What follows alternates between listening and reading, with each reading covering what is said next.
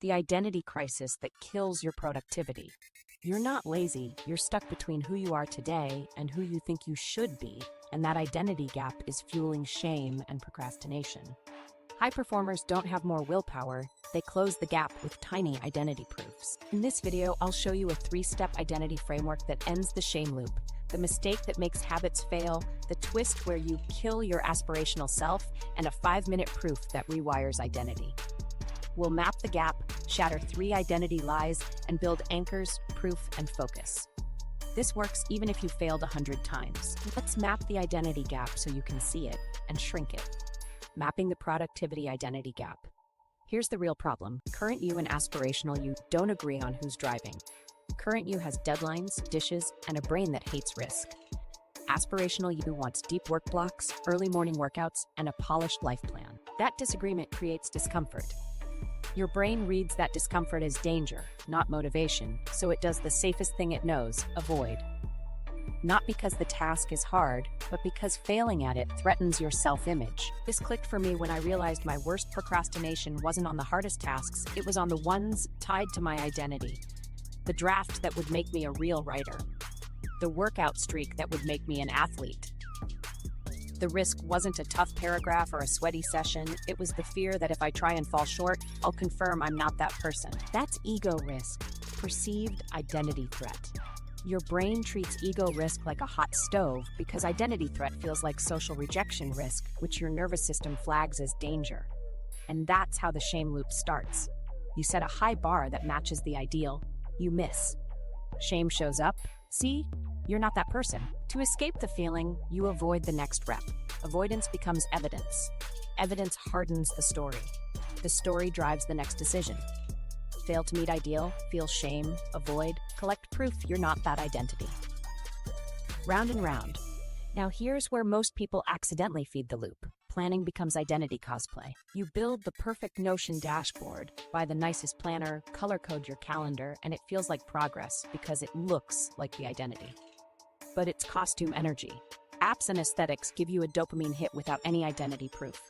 When it's time to act, the gap feels even bigger because the costume raised the standard. The brain senses more risk, so it avoids more. The thing most people miss is this: results don't build identity, repeated proofs do. Finishing a big project once doesn't permanently rewrite your story. Your brain updates by frequency, not intensity. It asks, do we do this often? Not, did we do it spectacularly? That's why one viral post, one all-nighter, or one perfect week doesn't stick. Identity sticks when the behavior is small, frequent, and reliable. Let me show you a mental model I call the bridge of proofs.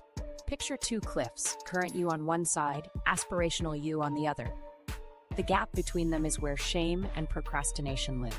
You don't leap that gap. You lay planks, tiny verifiable actions that say, I'm that person today. Each plank is 1 sentence written, 1 push-up, 1 5-minute focused block, 1 outreach message. Not impressive, just true. As you add planks, the bridge gets sturdy. The brain gets safer signals. Avoidance drops because there's less ego risk. You're not betting your identity on one perfect performance, you're laying another plank. Here's the shortcut nobody teaches. The first plank matters most because it lowers the cost of the second. Once you've done 1 sentence today, writing another is cheaper. Once you've opened the notes, recalling for another minute is easier. Momentum is not a feeling, it's a reduction in decision friction after the first motion. That's why starting feels like pushing a boulder and continuing feels like rolling it. Okay, so the tricky part is recognizing how you're keeping the gap wide. 3 common patterns. First, you set goals that demand a new identity without giving yourself a way to earn it. Second, you hold your self-worth hostage to outcomes, likes, grades, pounds lost, so every action feels like a referendum. Third, you mistake planning for proof. If that hits a nerve, good. We're getting honest. The reason this works is simple neuroeconomics. Your brain is constantly trading risk for reward, and it discounts future rewards heavily. A giant future payoff can't beat a small, certain win today. So we give it certain small wins that match the identity label. We make being the kind of person who shows up cheap and daily.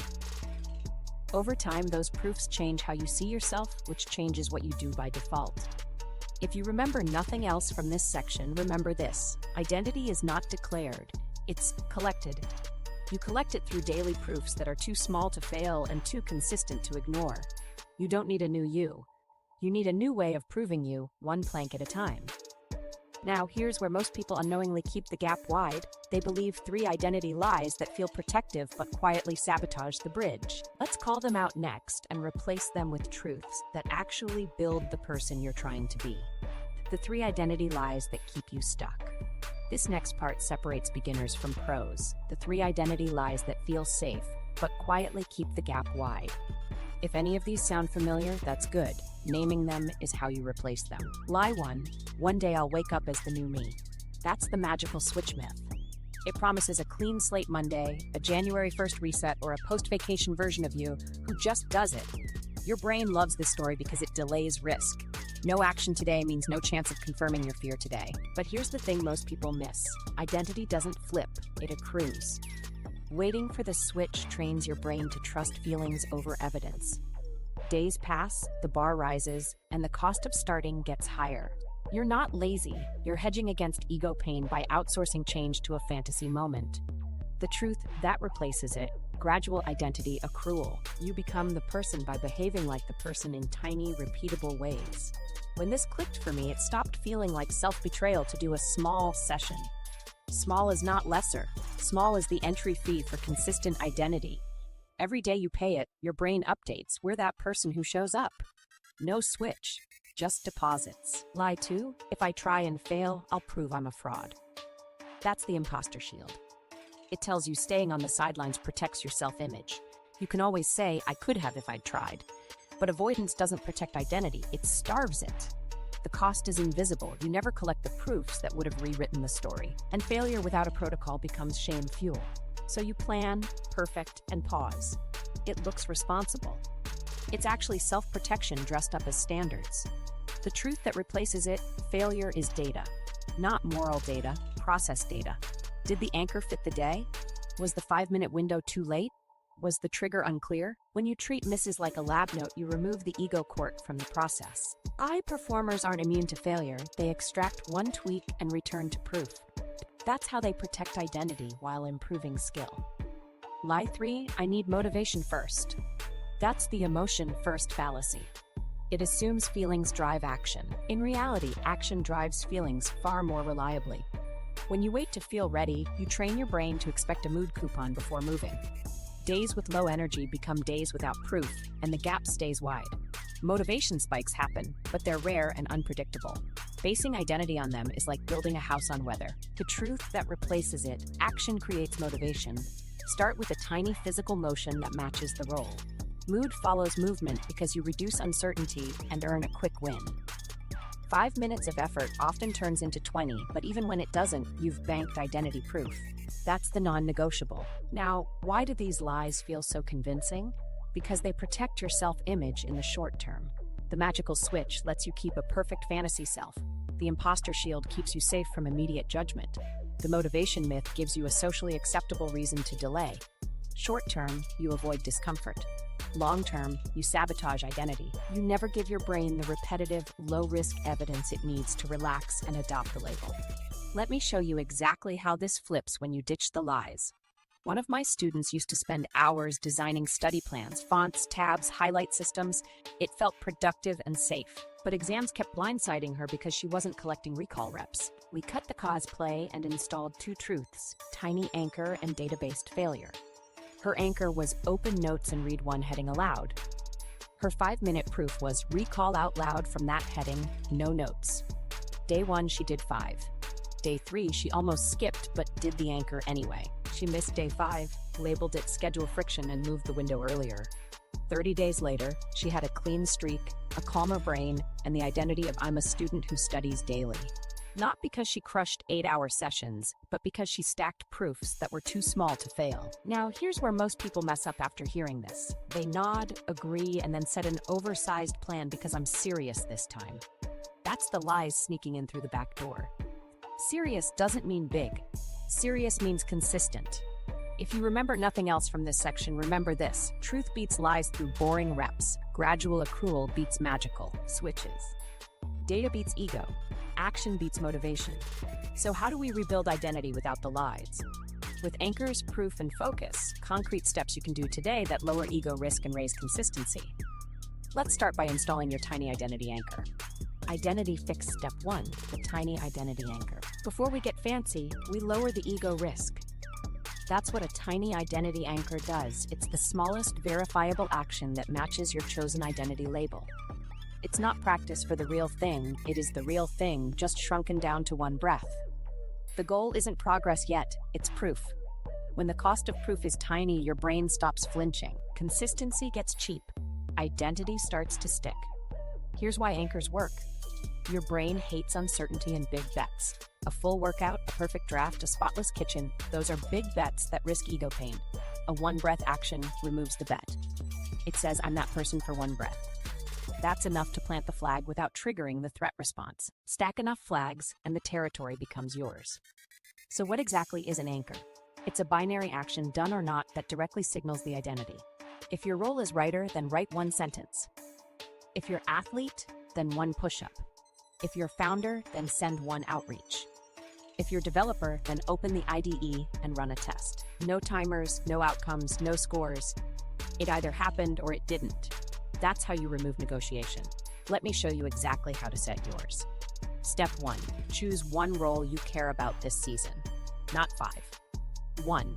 Say it plainly, I'm a writer. I'm a designer. I'm a student. Step 2.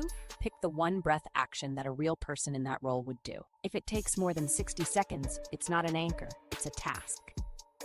Step 3. Define the trigger, when and where it happens. The more specific, the less decision friction. The criteria are simple and non-negotiable. Daily. 60 seconds or less. Binary success. Doable anywhere. If one of those breaks, you're building a task, not an anchor. A daily anchor makes identity a rhythm, not a special event. Keeping it under a minute keeps your brain from bargaining. Binary success prevents you from moving the goalposts. Doable anywhere means travel, stress, or chaos don't break your chain. Examples to get you moving: one sentence in your notes app. One push-up next to your bed. One outreach DM using a saved template. Open your IDE, run the last test, and log the status. Open your notes and read the first heading out loud. Place your gym shoes by the door and touch the laces, then do one air squat. These aren't gimmicks, they're proofs. They remove excuses by making the floor embarrassingly low and the signal embarrassingly clear. Now here's where most people mess up. They turn anchors into vanity metrics. 5 minutes minimum, 500 words, 10 reps. That sounds committed but reintroduces ego risk. Another mistake, setting outcome goals, lose 2 pounds, finish chapter, and calling them anchors. Outcomes don't control today's behavior. Anchors do. And the big one, stacking too much. You add 3 anchors, a new diet, and a morning routine. By day 4, you're overwhelmed and your brain revolts. 1 anchor per role, max. If you're juggling roles, still start with 1. Let me give you the practical playbook so you can install this today. Write a 1-sentence identity statement. I'm a writer who shows up daily. Pick your anchor, 1 sentence after dinner. Choose a trigger. As soon as I close the dishwasher, I open notes and write 1 sentence. Add a visual cue, a sticky note on the dishwasher that says sentence. Add an accountability cue, a tiny calendar X when it's done. That's it. Now you might be thinking, 1 sentence can't matter. The reason it matters is compounding. The first motion reduces decision friction for the next motion. Once you've honored the identity with 1 sentence, doing a second is cheaper. But even if you stop, you've banked proof. Anchors are the spark. We'll reinforce with 5-minute proofs next. For now, protect the spark. A quick micro-win story: a client wanted to get back to the gym. We set the identity, I'm an athlete who trains daily. Anchor, put on shoes and do 1 squat after brushing teeth. Day 1, she did the squat and nothing else. Day 3, she did 5. Day 7, the shoes were on autopilot and she walked to the gym just to look.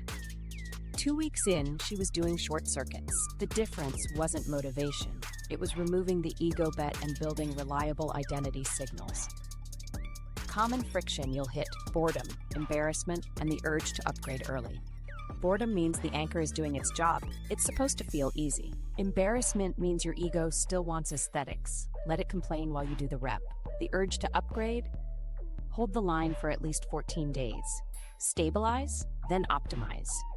Once it's automatic, we'll layer the 5-minute ritual. If you remember nothing else here, remember this. Anchors aren't about progress, they're about proof. Proof lowers fear. Lower fear increases reps. Reps build identity. Identity sustains progress. Anchors are the spark. Now we need daily proof to reinforce them. Identity fix step 2, the 5-minute proof ritual. Anchors are the spark. Now we reinforce them with a simple container. Your brain won't fight. A 5-minute proof ritual. Think of it as identity weightlifting with the lightest possible dumbbell. 5 minutes is short enough to bypass resistance and long enough to create undeniable evidence. You're not trying to crush work. You're training the story, I'm the person who shows up. Why does 5 work so well? Your brain discounts future rewards and overestimates immediate costs. A 45-minute block feels expensive. 5 minutes feels cheap. That price drop gets you through the door. And once you're inside, mood follows movement. The first 60 seconds reduce uncertainty. Predictability lowers perceived threat. Your nervous system calms and you gain momentum. If you stop at 5, great. If you keep going, that's overflow, not obligation. Here's the exact playbook. Pre-decide the time, place, and trigger. At 7 p.m. at my desk, when the timer dings on dinner, I open notes and write for 5 minutes. The more specific, the less debate. Remove options, close all tabs, silence notifications, lay out tools beforehand. Start with the easiest action, open the draft, set the timer, type the first word. If the role is fitness, set your mat, press start, do a single set. If it's study, open notes and recall out loud from the first heading. The rule that changes everything, you're allowed, encouraged, even to stop at 5. Winning is showing up, not crushing it. The minute you turn the ritual into a minimum quota, you reintroduce ego risk. 5 is the floor, not the promise of more. Treat any extra time as a bonus round, not part of the deal. That keeps your brain relaxed and willing to return tomorrow. Let me give you a simple structure to run inside the 5. Minute 1, set up and start the smallest motion. Minutes 2 to 4, stay on a single tiny target. 1 paragraph, 1 set, 1 flashcard cluster. Minute 5, close the loop and stage the next cue. Write a 1-line note, next step, explain point B. Lay out your shoes. Title tomorrow's segment. Ending with a cue turns tomorrow into a downhill start. Quick wins you'll notice fast. Momentum spillover, 5 minutes often becomes 8, 12, 20 because friction is already paid. Mood follows movement. Low motivation days, stop tanking your streak because action lifts your state. Streak visibility, you get a calendar chain or proof log that makes the identity tangible. That's powerful because your brain likes to protect visible progress. Now here's where most people mess up. The just this once skip. Every system fails sometimes, but just this once teaches your brain that rules are negotiable. Use the never miss twice protocol. If today slips, tomorrow's 5 is non-negotiable and happens earlier. Overextending, riding the high and turning 5 into 60 daily. It feels good for a week and then you crash. Protect the ritual by keeping the base small, moving the goalposts. After a few days, you secretly raise the minimum. 5 minutes, but it has to be intense. Don't. Keep the floor honest. Let me show you exactly how to install this tonight. Write a 1-line identity statement at the top of a sticky note. I'm a writer who shows up daily. Under it, write your ritual formula. At 7 p.m., kitchen timer, desk, 5-minute free write. Put the sticky where the trigger lives, on the stove next to the toothbrush on your laptop. Prep your tools before the trigger. When the cue hits, count down from 3 and start the first physical motion within 10 seconds. That speed matters. It outruns bargaining. A micro-story to make this concrete. One client worked in tech and felt fried after work, so evenings were a write-off. We moved the ritual to mornings with coffee. Trigger, kettle switch flips on. Action, open IDE, run the last test, read the failing line for 5 minutes. He hated stopping at first because flow kicked in, but we kept the rule. 3 weeks later, he'd logged 15 identity days as a developer who ships daily, merged 2 small PRs, and most importantly, stopped dreading code after hours. The ritual lowered the emotional startup cost. What if you're interrupted? Treat it like a set at the gym. Pause the timer, handle the interruption, and resume to complete the 5. If you have under 2 minutes left and can't get back, run a 120-second microproof before bed, open the doc, write 1 sentence, set tomorrow's cue. That preserves identity even on chaotic days. Travel days or busy seasons? Use a portable version. 5 minutes can happen on a phone, in a stairwell, or at a kitchen counter. Replace equipment with body weight. Replace deep work with outlines or flashcard recalls. The content changes, the identity doesn't. If you remember nothing else, remember this: 5 minutes is not about progress, it's about proof under real conditions. Proof lowers fear. Low fear keeps you consistent. Consistency builds identity. Identity makes progress inevitable. Proof stacks fast. Now we deal with the real villain, future you fantasies. Identity fix step 3, kill the aspirational self. Now we deal with the real villain, the perfect future self that keeps you performing the identity instead of living it. That fantasy looks productive, new routines, pristine notebooks, aesthetic workouts, but it quietly raises the bar so high that today never qualifies. The brain compares current reality to the glossy ideal, feels the gap as threat, and stalls. The fix isn't to dream bigger, it's to strip the dream of its perfection costume. We're going to kill the aspirational self and replace it with 1% better today. Why does this matter? Because perfection fantasies turn every rep into a test. If the session isn't long, intense, or pretty, it doesn't count, so you either overexert and crash, or you don't start. High performers do something more boring and more effective. They protect identity by valuing consistency over aesthetics. Once you kill the fantasy, you stop auditioning for the role and start inhabiting it. You'll make more proof in 10 ordinary days than one epic day followed by a shame hangover. Here's the core move. Swap perfect future me for 1% better today me. That's not a motivational quote, it's an operating system. Your brain needs tiny certain wins. 1% is specific enough to be measurable and small enough to be doable under stress. It turns I must be perfect into I must improve a sliver, which lowers ego risk and unlocks action on low energy days. Let me show you exactly how to do this with a journal prompt you can run daily. Ask, what would the identity do in the next 10 minutes? Not what should I do this week? Not what would impress someone? 10 minutes anchors you to now. The identity is the role you chose earlier: writer, athlete, student, founder, creator. Write the answer as a single observable action. Draft a messy intro paragraph, do one bodyweight circuit, recall from the first heading, send one outreach email. Then do it. That's the entire workflow. A few principles keep this tight. First, shrink the horizon. If you catch yourself planning a perfect day, pull back to 10 minutes. 10 minutes is immune to perfection. Second, drop aesthetics. No optimizing dashboards, outfits, templates mid-action. If a tool helps, great, but not as a prerequisite. Third, value boring reps. Bored is a green light. It means you're doing the thing that builds identity, not the thing that entertains the ego. How do you measure progress without feeding perfection? Use proof count per week, not hours. Hours invite comparison and inflation. Proof count rewards showing up. Track identity consistency. How many days this week did you honor the role? Two strong metrics: proof count and consistency rate. Output spikes feel exciting, but they're noisy. Identity consistency is signal. Identity consistency beats output spikes because a steady identity compounds while spikes exhaust. Watch for the easiest way this derails: chasing aesthetics over evidence. Notion porn, gym fits, the perfect playlist, those are fine after the proof.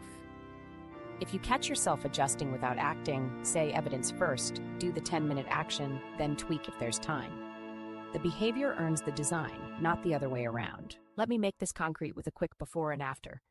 Before, tomorrow I'll get up at 5, write for 2 hours, then run 5 miles. It sounds heroic and fragile. One poor night of sleep and it collapses. After, today, before lunch, 10 minutes, open draft, write a messy intro. Evening, 10 minutes, jog walk around the block. Same person, different operating system. The second version survives bad sleep, meetings, and rain because the bar is realistic and identity linked. You might be thinking, but won't I stay small forever? No, you scale through stability. Once 10-minute identity reps are reliable, you'll naturally stack when conditions allow. The point of killing the aspirational self isn't to avoid growth, it's to remove the fantasy gatekeeping that blocks growth. Think of it like strength training. You add weight when your form is stable, not to prove you're strong. Here's a simple daily template you can copy tonight. Identity label at the top: I'm a writer who shows up daily. Prompt: what would the identity do in the next 10 minutes? Answer one action in present tense. Write a messy intro paragraph. Do it. Log a single check mark, proof +1. Optional one-line note for tomorrow. Next up, expand point B. If you miss, don't negotiate with shame. Use the never miss twice protocol and run a 10-minute proof earlier tomorrow. Treat misses as weather, not character. Extract one tweak, time, place, trigger, and move on.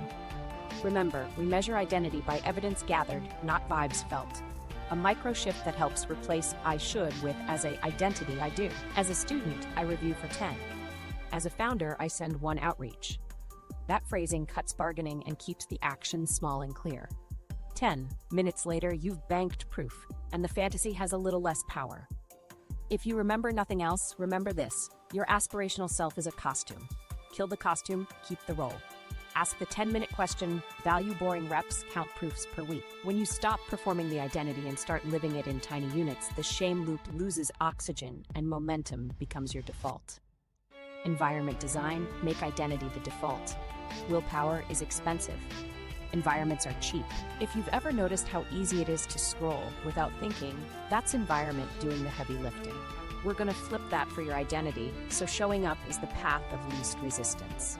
When your space, tools, and cues do half the work, you save willpower for the actual reps. Start by removing friction for the identity you chose. Tools ready means 0 setup workstations. If you write, leave the doc open to the exact sentence you'll tackle next. If you train, put your mat and shoes where you land in the morning. If you study, keep your notes app at the top of your home screen and the first heading pinned. Pre-write the next action as a verb you can do without thinking. Expand point B, run test suite, recall heading 2. The mission is simple. When the cue hits, your body can start before your brain argues. Now add friction to old you habits that pull you off track. Hide the apps that hijack your attention in a folder labeled Later, bury it off your home screen, and require a password or delay to open. Add a 10-second barrier. Log out of social, move the TV remote across the room, put snacks in an opaque bin on a high shelf. 10 seconds sounds tiny, but at the decision moment, it's enough to let your identity script win. If it's hard to start the distraction and easy to start the proof, you've already rigged the game. Identity cues make the role visible. Use visual tokens, a sticky note with your identity statement on the object you touch first. A calendar chain where you mark identity days, simple X's you do not break lightly. Role-based reminders work better than generic alarms. Instead of workout, set athlete 5-minute circuit now. Instead of study, set student 5-minute recall now. Your brain responds to labels tied to behavior more than vague intentions. Let's layer social reinforcement without turning it into shame. Pick an identity buddy, a friend with a different role but the same rules. You both text a single emoji when the 5-minute proof is done. No essays, no judgment. Once a week, do a 5-minute call. What helped, what hurt, one tweak. If you prefer public check-ins, post a simple proof +1 in a small community. Tiny accountability nudges consistency, not performance theater. Here's a micro story to show the power of the first 90 seconds. A client was prepping for a certification exam and kept starting later. We built a preset. The night before, she placed her notebook open to the first heading, a pen uncapped, timer preset to 5, and a sticky note saying, recall aloud first. In the morning, she sat, hit start, read the heading, and talked. She halved her startup friction, which doubled her identity days in 2 weeks. The work didn't change. The first 90 seconds did. Let's design your default in 3 passes: sightlines, surfaces, sequences. Sightlines, what you see first, you do first. Put identity tools in your morning sightline. Move distractions out of sight. One choice, home screen shows notes, timer, and your roll doc. Nothing else on page 1. Desk shows only the current project and a pen. Gym corner shows shoes and a mat, not laundry. Surfaces, every surface sends a script. Clear your desk except the single tool for the identity. Kitchen table? A physical book beats your phone during study. Bedside? A notebook and pen if you write mornings, nothing glowing. Countertop? Water bottle and shoes if you train after coffee. Sequences stack identity into existing routines. Tie your 5-minute proof to a daily anchor: coffee brewing, dishwasher closing, teeth brushing, commute ending. Preload the first action so the sequence requires 0 thought. Kettle on, open draft, 5-minute free write. Brush teeth, shoes on, 1 circuit. Close laptop at work, list tomorrow's first task, send 1 outreach. Add friction to dopamine loops. Delay loops with rules like phone lives in the other room during proof, or social apps require a 1-minute countdown to open. Use website blockers with a 5-minute grace delay. Keep snacks that derail you behind a door you don't see often. Put your remote in a drawer with a sticky note, proof first. If you share space, create portable identity kits. A writer kit, foldable keyboard, phone stand, earplugs, sticky note with next line, a study kit, flashcards, pen, timer, recall list. A fitness kit, mini bands, timer app, printed 5-minute circuit. The kit says identity travels. No space becomes an excuse. A quick calibration. Rule: if starting takes more than 10 seconds of setup, you haven't removed enough friction. If stopping takes more than 10 seconds, you haven't added enough. You want fast on-ramps and gentle off-ramps for identity, slow on-ramps and sticky off-ramps for distractions.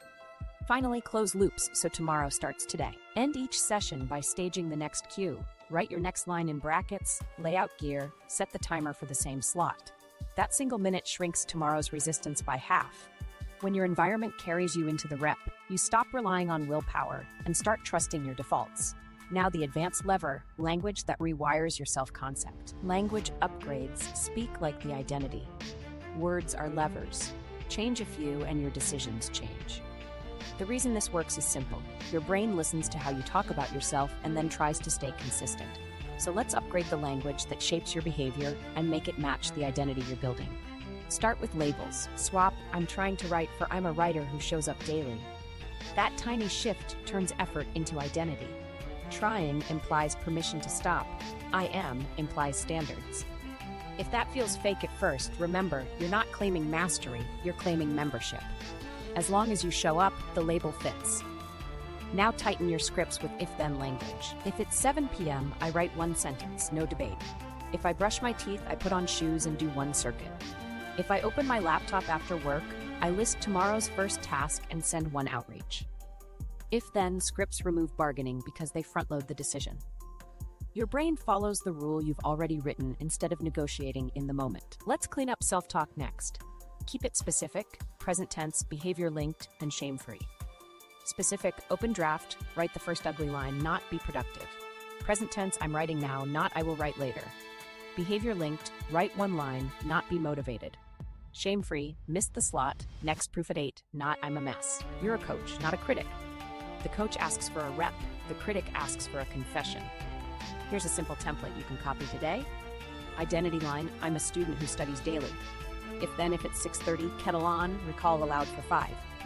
Self-talk rule, evidence first, then anything else. And a reset line for Mrs. Not a failure, just friction. What's one tweak? You'll be surprised how often that script pulls you back into action without drama. Let's talk boundaries, because identity leaks through your calendar. Conversation boundaries help you decline identity inconsistent commitments gracefully. Use this structure: appreciation, constraint, alternative. Thanks for thinking with me. I've committed my evenings to training this month. I can do a quick brainstorm Friday lunch, or I'm a no for now. That's clear, kind, and protective. Each clean no is an identity yes. You'll also need request upgrades. When someone asks for a quick favor, ask what's the outcome and by when. Vague requests eat your identity windows. Specific requests let you slot them around your proofs. If it doesn't fit, offer a tiny alternative that doesn't break your streak. I can review a single paragraph today, beats ghosting and keeps you in integrity. Now you might be thinking, isn't this just semantics? The reason it isn't is that language changes expectations, and expectations shape behavior. Saying I'm a runner makes a rainy day an inconvenience, not a stop sign. Saying I'm trying to run makes rain a valid excuse. The words you repeat become the rules you follow. Here's a tiny daily drill to cement this. Write 3 lines each morning. Identity, I'm a role who shows up daily. If it's time, I tiny proof, no debate. Coach note, today's win is 1 proof. Then a night wrap, proof count number. Next cue staged yes, no. 1 tweak, specific. Keep it under 60 seconds. The point is to talk like the identity at the 2 most decisive moments, before you start and before you stop. Let me show you a quick micro story. A creator I coached kept saying, I need to post more. It bred guilt and 0 posts. We changed it to, I'm a creator who publishes weekly. If it's 7 p.m. Monday, I outline for 5. Conversation boundary, I don't book Monday evenings, that's my publish block. 3 weeks later, she had 3 posts up and a calmer week. Same person, different script. Watch for a few traps. First, performative language. Saying the label without doing the proof erodes trust. Pair every identity statement with action within 24 hours. Second, vague affirmations. I'm limitless won't get you past your phone. At 6, I open notes and write 1 sentence will. Third, shame scripts like I should have. Replace should with identity. As a writer, I write now. A few power phrases to steal. Evidence first. Use it when you're tempted to tweak tools. One rep is real. Use it when perfection complains. Never miss twice. Use it when shame tries to spiral you. Default to proof. Use it when plans change. If you have to renegotiate with yourself, do it in identity language. Not I'll skip today and double tomorrow. Instead, as an athlete, I do 5 minutes now, optional overflow tomorrow. That keeps the identity alive and avoids debt you won't pay. Finally, remember the steering wheel metaphor. Identity is earned daily. Language is how you steer toward it. The wheel doesn't move the car by itself. You still press the pedal, but without the wheel, you swerve into distractions. Speak like the identity. Anchor your day with if-then scripts. Set boundaries that protect your small proofs. Keep the coach voice, ditch the critic. The more your words match the role, the faster your actions follow. Common pitfalls and how to avoid them. Now here's where most people mess up after getting early wins. They make the system heavier, louder, and more fragile. Let's keep you consistent by calling out the traps and installing clean fixes you can use today. First pitfall, overscope. Stacking anchors because you're excited. You add 3 new roles, 2 routines, and a perfect morning. By day 4, your brain rebels. Fix 1 anchor per role, max, and 1 active role in focus per week. If you juggle student, creator, and athlete, pick 1 as priority identity this week and make the other 2 maintenance only. That means a single tiny proof for the maintenance roles and your 5-minute ritual focused on the priority. Excitement wants scale. Identity needs stability. Second pitfall, streak worship. You love the chain so much that a single miss becomes a crisis. Shame floods in. You either grind to make up for it or you drop the habit entirely. Fix, never miss twice. Turn a miss into a routing problem, not a character verdict. The rule is mechanical. If you miss today, tomorrow's proof happens earlier and smaller. Put it in your calendar with a different color. You're cutting shame's oxygen by making recovery automatic. Third pitfall, hidden perfectionism, optimizing before you stabilize. You tweak templates, switch apps, and chase the best program midweek. The behavior looks productive and keeps you safely away from risk. Fix, stabilize, then optimize. Define a stability threshold, 14 identity days in a row for the anchor, 3 weeks of consistent 5-minute proofs.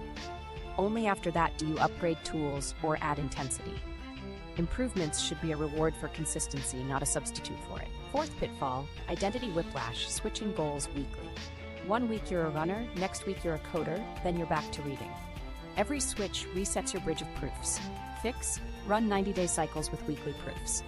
Choose 1 outcome theme per quarter, publish 4 videos, pass 1 exam, run a 5K, and tie daily proofs to it. Each week, review proofs, not vibes, and recommit for 7 more days. You can pivot at the quarter boundary with a clear wrap-up. Fifth pitfall, data blindness, no tracking. Without visible evidence, your brain forgets the reps and highlights the misses. Fix, keep a proof log with 3 columns, date, action, duration. That's it. 1 line per day per role. You're measuring identity evidence, not performance. The goal is a human-readable history you can glance at in 10 seconds and feel grounded. I'm the person who shows up. Now let me show you a micro story that stitches these fixes together.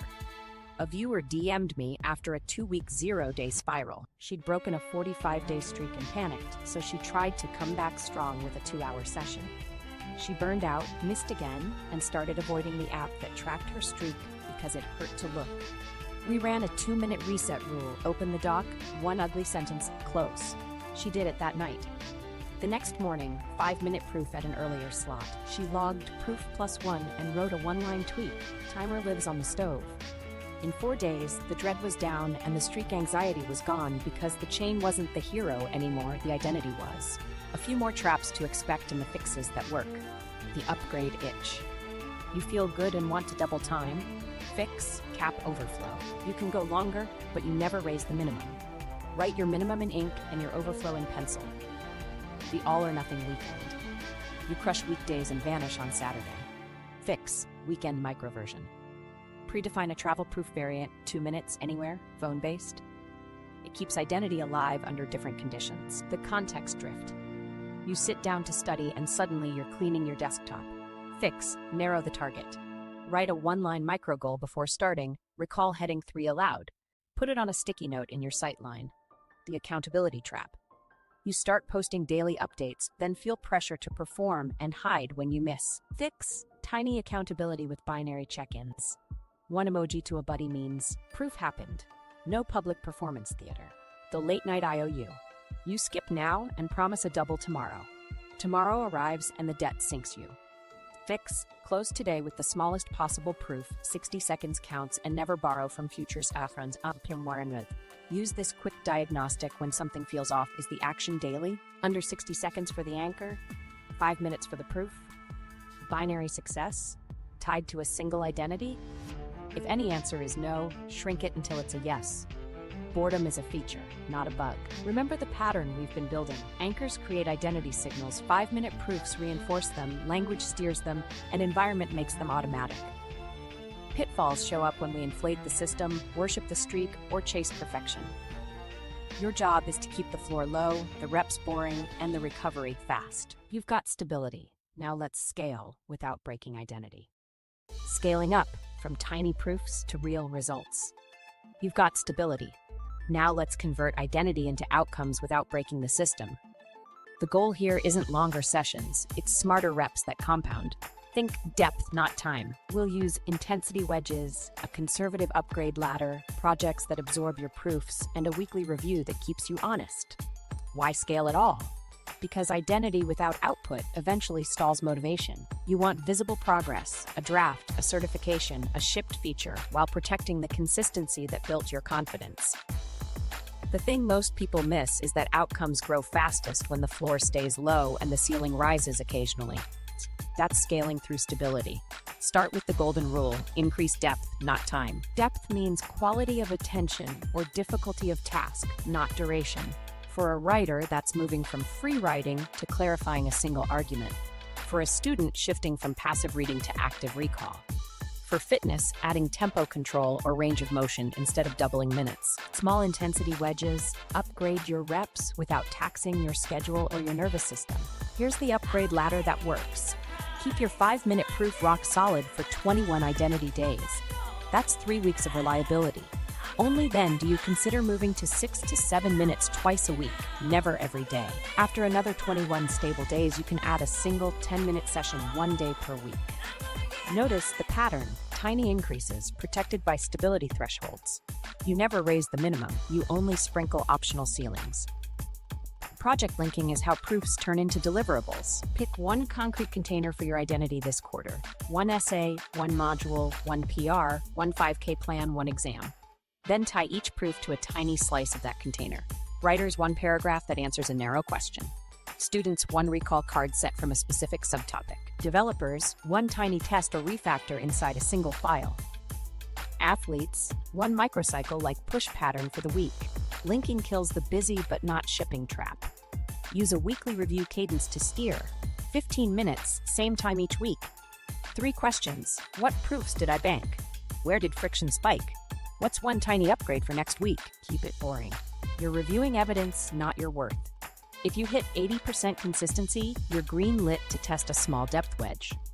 If you fall under 50%, shrink back to the most stable version and fix environmental or timing friction first. Now, here's where most people torch consistency when they try to scale: output spikes. You finally have a good day and go hard for 90 minutes, then you're cooked for 2 days in the identity stalls. Fix it with a cap. Ceiling sessions are never back to back, and you always finish with staging tomorrow's cue. The point of a big rep is to move the project, not to rewrite your baseline. Let me show you a simple scaling template you can copy today. Baseline, 5-minute proof, daily, same slot. Depth wedge A, twice weekly, add a constraint, no backspace writing, closed book recall, slow eccentric on squats. Depth wedge B, after 21 stable days, one 10-minute session per week tied to your project's hardest slice. Project link, write the deliverable at the top of your checklist. Video 1 draft, Module 2 quiz bank, PR refactor auth. Exit ritual, end every session by staging the next cue and writing a 1-line, next tiny step. A micro-story from coaching, a creator who'd been outlining forever but never publishing. We kept her daily 5-minute outline proof, then linked it to publish 1 video in 21 days. Depth wedge A, twice a week, 5 minutes only on hook line testing with a timer. After 21 days, we added a single 10-minute record rough intro block on Saturdays. She went from 0 to 1 published video without ever raising her daily minimum. The ceiling lifted, the floor stayed friendly. What about boredom as you scale? It's still a feature. Boredom is how you know the floor is low enough to survive stress. Use boredom to introduce precision, not time. Tighten your reps, cleaner variables in code, clearer topic sentences, smoother form on lifts, more accurate recall phrasing. Precision upgrades outcomes without increasing pressure. Here's a quick diagnostic when you're tempted to go big. Ask, is my minimum intact and non-negotiable? Have I banked 21 stable days? Am I raising depth, not time? Is this linked to a single deliverable? Did I schedule a recovery day after a ceiling session? If any answer is no, you're about to build a spike, not a system. Pull back or upgrade lighter. 2 more pro moves to convert identity into results. First, batch the invisible. Use 1 weekly 20-minute admin block to prep templates, environments, and checklists that make your 5-minute proofs hit harder. Second, protect your best hour. Once a week, ring-fence a higher energy hour for your hardest slice of the project. It's planned overflow, not the new normal. If you remember nothing else, remember this: scale by sharpening, not stretching. Keep the floor low and reliable. Nudge intensity with tiny wedges. Tie proofs to 1 deliverable. Review weekly. Beware output spikes that crush tomorrow's identity. That's how small daily proofs turn into real shift results. Shame disarmament, surgical tools.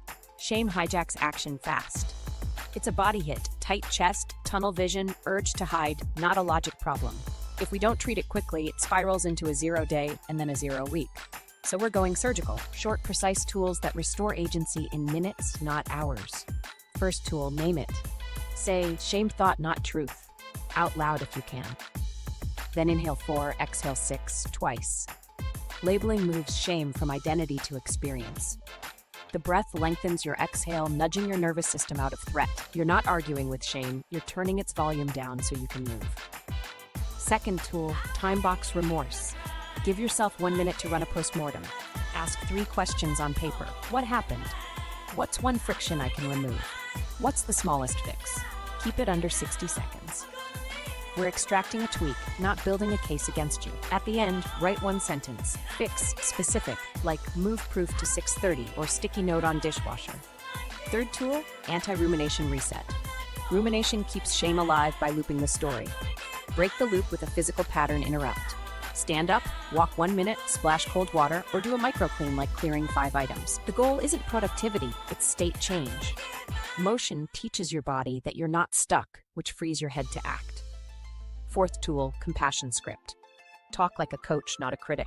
Use this template. Of course this feels rough. It makes sense because context. Here's what we do next, 1 tiny proof. You're validating, then directing. Compassion lowers the fight with yourself so you can move your feet. Critics make you hide. Coaches get you back on the field. Fifth tool, replace with proof immediately. Don't wait for a perfect window. Do the smallest identity, consistent action you can finish in under 2 minutes. 1 sentence, 1 push-up. Open IDE and run the last test. Open notes and recall 1 heading aloud. The faster you swap rumination for action, the faster shame's fuel burns out. Evidence beats emotion. Let me show you exactly how to run the full sequence in under 5 minutes. Step 1, label and breathe. Shame thought, not truth, 2 slow breaths. Step 2, time box remorse. 1 minute postmortem, 1 fix. Step 3, physical reset, 1 minute of movement or cold water. Step 4, compassion script. Makes sense, here's next. Step 5, proof. 2 minutes, then log proof plus 1. If you can only do 1 step, skip to proof. What if the shame is about a bigger miss, like blowing a deadline? Same tools, wider scope. Add a clean apology if needed, short, specific, no self-flagellation. I missed the mark. I've implemented fix. Here's the updated delivery, date, time. Then immediately bank a proof. You're rebuilding trust with action, not paragraphs. Here's where most people mess up. They argue with shame, trying to logic their way out. Shame isn't a debate opponent, it's a smoke alarm. You silence it by exiting the burning room movement, proof, and a clear next cue. That swap breaks negative reinforcement, avoidance relief, and restores agency via a small mastery hit. Another mistake, making up for a miss with a marathon session. That inflates ego risk and sets you up to miss again tomorrow. Keep the floor low. Consistency, not penance. A quick micro story. A student I coached bombed a quiz and spiraled. Her first impulse was to binge study 8 hours. I stopped her. We ran the protocol: label, breathe, 1-minute postmortem. She wrote, did passive reading, no recall. Fix, 5-minute recall daily at 7:30. She walked the block, came back, did a 2-minute recall, and logged proof +1. The next morning, she did 5 minutes as scheduled. 2 weeks later, her average recovered. The turnaround wasn't willpower, it was surgical shame handling. Use a pre-written reset card to save thinking. Write this and keep it visible. Label, shame thought, not truth. Breathe, 4 in, 6 out x2. Note, 60 seconds postmortem, 1 fix. Move, 60 seconds walk/cold/microclean. Proof, 2-minute identity action. Log, proof +1, stage next cue. If the day goes off the rails, run a salvage proof before bed, literally 1 breath of identity. Open the doc and write a fragment, do a wall push-up, read 1 heading aloud. Salvage proofs protect identity when you don't deserve it. That's when you need it most. Watch for the shame double bind. I'm too ashamed to do the tiny thing, I need a big comeback. That's shame trying to keep its job. The antidote is tiny and immediate. You'll feel the resistance drop after the first 15 seconds, then end with a Q4. Tomorrow, 1 line that tells future you exactly where to start. If you remember nothing else here, remember this: shame loses to evidence. Label it, shrink it, move your body, speak like a coach, and replace it with the smallest proof. Fast recovery is a skill. Practice it, and the shame loop stops running your day. Now let's rewire procrastination at the source, your decision moments. Decision design, beating procrastination in 10 seconds. Most procrastination doesn't happen during the work. It happens at the choice point, those tiny moments before you start. Your brain is scanning for risk, searching for an easier dopamine hit, and bargaining for later. So we're going to script those 10 seconds so tightly that starting becomes a reflex. When you win the first 10 seconds, you usually win the next 5 minutes. Start with pre-commitments that remove negotiation. Default calendar blocks, beat open intentions. Put your 5-minute proof on the calendar as a recurring event at the same time, same place, same trigger. Make it the default, not a decision. Add an auto-start cue where possible: alarms, smart plugs that turn on a lamp, or a kitchen timer that dings. The cue shouldn't ask you a question, it should tell your body, go now. Now the 10-second rule.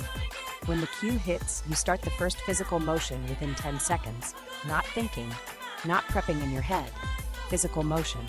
For writing, open the file and type 3 words you don't care about keeping. For fitness, put palms on the floor and start a plank. For study, say the first heading out loud. For coding, open the IDE and run the last test. Physical motion shuts down bargaining because the decision has already been made by your body. Use a 2-option frame to kill busy procrastination. Give yourself only these choices: do the task for 5 minutes or do nothing. No substitutes.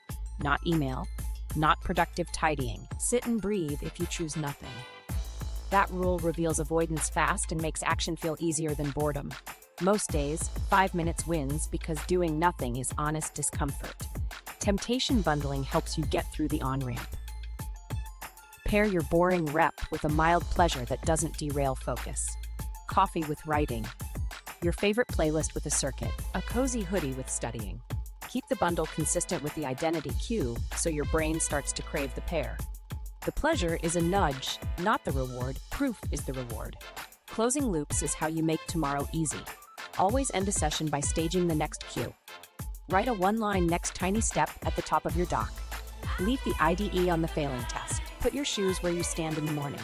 Set the timer for the same slot. Tomorrow starts today because you removed ambiguity now. Let's make this concrete with a 10-second startup script you can use tonight. Step 1, pre-place tools, doc open, mat laid out, notes visible. Step 2, cue hits, timer dings at 7 p.m. Step 3, count down 3, 2, 1, and do the first physical motion in under 10 seconds. Step 4, lock the 2-option frame, 5 minutes or stare at the wall. Step 5, after 5, stage the next cue in under 60 seconds. That's your loop. Common failure points and how to fix them. Decision drift, you let the cue slide 5 minutes, then 10. Fix, put the trigger where you can't miss it. A physical timer in the kitchen, not a silent phone alarm. Cue clutter, Too many reminders numbing you out. Fix, one strong cue tied to a routine you already do. Micro prep avoidance, I need to clean my desk first. Fix, invert it, start first motion, then allow 30 seconds of tidying if you still want. Most times you won't. What about interruptions? Use a pause resume protocol. Pause the timer, handle the interruption quickly, and resume to finish the 5. If you can't, bank a 2-minute salvage proof before bed to keep the identity alive. No guilt, just mechanical recovery. Travel days or chaotic schedules? Build a decision kit. Pre-write the exact 10-second move for each role on a card. Writer, open notes, type, "Today I'm writing about student, read heading 1 aloud." Athlete, wall sit, 10 breaths. Developer, open repo, run tests. Keep the kit in your bag. The decision is made before the chaos starts. If you work from home, defend the doorway. The threshold is a powerful trigger. Install a ritual as you cross into your work zone. Headphones on, timer start, first motion. Treat the doorway like a start line. If you work in an office, use your chair push in as the cue. Sit, push in, start motion within 10 seconds. Physical rituals beat mental pep talks. A micro story: a client in healthcare had 5 unpredictable shifts a week. We anchored her identity to a shift-based cue. When her badge hit the hook at home, she started a 5-minute study proof within 10 seconds, recall aloud from a single heading. 2. Option frame, no substitutes. In 3 weeks, she banked 15 identity days and passed a quiz she'd failed twice. The difference wasn't time, it was decisive starts. Here's a small upgrade that pays off. Pre-committed friction for derailers. Put social apps behind a 1-minute countdown app. Put your remote in a drawer with a sticky note that says 5 or nothing. Put snacks in a high cabinet. 10 seconds of resistance at the decision point is enough to let your identity script win. Finally, add a 10-second shutdown rule. End by writing tomorrow's first line in brackets, placing tools, and setting the cue. Then step away. No lingering. Clean exits protect clean entrances. If you remember nothing else, remember this: decisions happen in 10 seconds. Script the cue, move your body first, limit your options, bundle a small pleasure, and close the loop so tomorrow is already rolling. Measuring identity, proof-based analytics. You get what you measure, so we're going to measure identity evidence, not vibes or vanity metrics. The goal is simple: make your proofs visible so your brain believes them. When your wins are tiny and consistent, they're easy to forget. Analytics turn "I think I'm consistent" into "I know I showed up 18 days this month." Start with 3 core metrics. 1. Proof count, the number of identity-consistent actions you did this week per role. 2. Proof consistency rate, how many days you honored the role out of 7. 3. Identity days per role, the count of days in your month you showed up for that identity at least once. These capture frequency and reliability without inflating pressure. Add lightweight secondary metrics to debug friction. Friction minutes, how long it took to start after the cue. Decision latency, seconds from cue to first physical motion. Miss recovery speed, time from a miss to your next proof. Lower numbers here signal cleaner systems. You don't need a lab. A quick note like latency, 6S, is enough. Here's your proof log format. 1 line, 3 columns, date, action, duration. March 3rd, 1 sentence, 1M. March 3rd, recall aloud, 5M. March 4th, run tests, 5M. That's it. Keep the log where you act, top of your doc, the front page of your notes, a paper card on your desk. If it takes more than 10 seconds to log, it's too heavy. Run a weekly 15-minute audit, same time each week. 4 prompts. What helped proof happen? What hurt? What one tweak fixes the biggest friction? What's my tiny upgrade, if any? Scan your log, circle patterns, write a single change in present tense. Proof moved to 6:30. Timer lives on the stove. Phone in drawer. You're editing the system, not grading yourself. Keep it human with a boring win highlight. Each week, spotlight the smallest courageous proof. Did a 2-minute salvage proof after a rough day. This matters because your brain undervalues small reps. By celebrating them, you reinforce the story that boring consistency is the win. Let's make the numbers work for you without turning them into shame. The rule: metrics are maps, not moral scores. If the numbers dip, that's a navigation prompt. Ask, where's the road blocked, not what's wrong with me. The fastest way to weaponize metrics is to compare them to someone else's. It's to don't. Compare to your last week and your constraints. A simple dashboard you can draw on a sticky note, top line identity label. Row 1 proof count, target 5 to 7. Row 2, consistency rate, target 70 to 100%. Row 3, identity days, target 20 plus per month. Row 4, friction minutes, target under 2. Row 5, recovery speed, target under 24 hours. One glance tells you where to nudge. Now, how do we avoid metric creep? Cap your metrics at 5 lines. If you're tempted to add time tracked, word counts, calories burned, pause. Those are outcome metrics. They're useful later, but they invite ego risk now. Proof-based analytics should feel light and slightly boring. If they're fun, you're probably building dashboards instead of identity. Let's run a quick example. You're a writer. This week's log shows 5 proofs, consistency 5/7, identity days 5, friction minutes around 2, recovery speed under 24 hours. Good. Next week's tweak, move the queue earlier by 30 minutes because friction spikes after 8 p.m. Add an if then. If it's 7:30, sentence now, no debate. The following week, proof count hits 6, friction drops to 1 minute. You didn't try harder, you tuned the system. A micro story from coaching, a developer kept losing evenings. His decision latency averaged 70 seconds, which was enough for Twitter to win. He added a kitchen timer ding and a 10-second rule. A week later, latency averaged 8 seconds, proof count went from 3 to 6, and his missed recovery shrank from 3 days to 1. Same person, fewer open loops at the decision moment. Add one more layer, identity integrity checks. Once a month, ask, do my proofs reflect the identity I'm trying to earn? If your log says tweaked theme and organized files but no tests or code, you're measuring cosplay. Adjust your proof definition so every line is direct evidence of the role.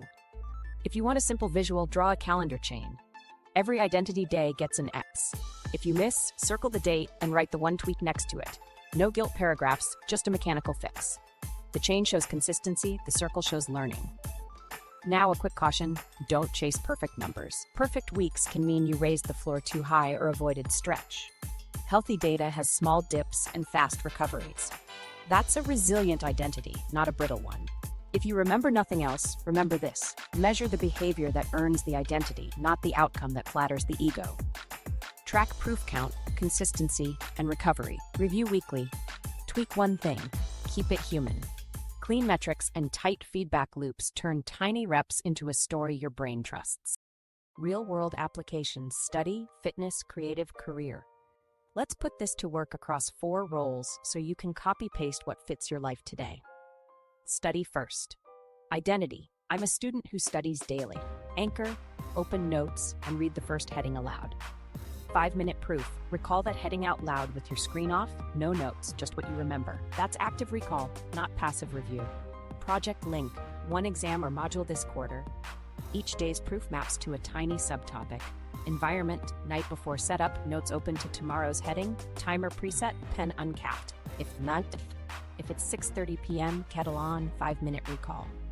Metric, proof count per week and consistency rate. Upgrade after 21 days, add a closed book practice question once a week. Common mistake, highlight marathons. Replace them with recall reps and a 1-line next cue at the end of each session. Fitness. Identity, I'm an athlete who trains daily. Anchor, 1 rep after brushing teeth. 5-minute proof, a microcircuit air squats, incline push-ups, dead bugs, repeat. Keep it bodyweight so travel and busy days don't kill the habit. Environment, shoes visible, mat where you stand, timer on the counter. If I brush teeth, shoes on, 5-minute circuit. Metric, identity days and recovery speed after misses. Upgrade after 21 days, add a tempo focus twice a week, 3-second lowers on squats. Project link, a 5K plan or a simple 30 sessions this month board. Common mistake, vanity programming and gear shopping. Evidence first, aesthetics after. Creative. Identity, I'm a creator who publishes weekly. Anchor, 1 sentence or 1 brush stroke. 5-minute proof, outline 1 beat, draft 1 ugly paragraph, or sketch 1 thumbnail. Environment, doc open to a line that starts with next, tools staged where you sit. If it's 7 p.m., outline for 5, no debate. Project link, 1 piece per week. Monday, hook lines. Tuesday, outline beats. Wednesday, draft intro. Thursday, fill 1 beat. Friday, publish polish. Metric, proof count and shipped pieces, not word counts. Upgrade after 21 days, add a single 10-minute record rough intro or ink main shapes block on Saturdays. Common mistake, notion tinkering and mood hunting. Keep the floor low and publish imperfectly on schedule. Career, Identity, I'm a professional who ships daily. Choose your lane: founder, developer, manager. Anchor, one outreach, one ticket touch, or one decision documented. 5-minute proof, founders send one DM or update one lead. Developers run tests and fix one tiny failing line. Managers write a 1-paragraph decision log or give one piece of positive feedback. Environment, templates ready, outreach scripts, PR checklist, decision log doc. If I close my laptop at work, I send one outreach before I leave, or if it's 8:30 a.m., run tests and touch one file. Project link, one deliverable this quarter, close a pilot, ship a feature, tighten a process. Metric, identity days and decision latency. Upgrade after 21 days, one 10-minute deep slice weekly on the hardest part of the deliverable. Common mistake, calendar chaos. Protect a single recurring microblock and keep boundaries tight. Evenings are training, mornings are shipping. If you juggle multiple roles, pick one priority identity per week and keep others in maintenance with a minimal proof. Rotate the focus weekly or run 90-day themes. Use rotating focus weeks like study focus, creative focus, while maintaining athlete and career with their anchors. Recovery matters. Predefine a weekend microversion so your identity survives rest days. Here's a quick chain example. Study, Monday through Friday, 5-minute recall. Fitness, daily microcircuit. Creative, Monday outline, Wednesday draft intro, Friday publish polish. Career, daily outreach or ticket touch. Each session ends by staging tomorrow's cue. Across a month, that's 100 plus tiny proofs, boring, real, and compounding. Try this tonight. Write 4 identity lines, 1 anchor each, 1 if-then each. Pick the role you'll prioritize this week. Set a timer in the environment where the proof happens. Do 1 5-minute proof now. Log, proof +1. Stage tomorrow's cue. You just moved from theory to identity. Identity isn't declared, it's earned through tiny daily proofs that close the gap, quiet shame, and make action your default. Pick one role, set one tiny anchor, and do 1 5-minute proof today, then log it and stage tomorrow's cue. Subscribe for advanced identity systems and watch the follow-up on scaling without burnout to turn these reps into real results fast.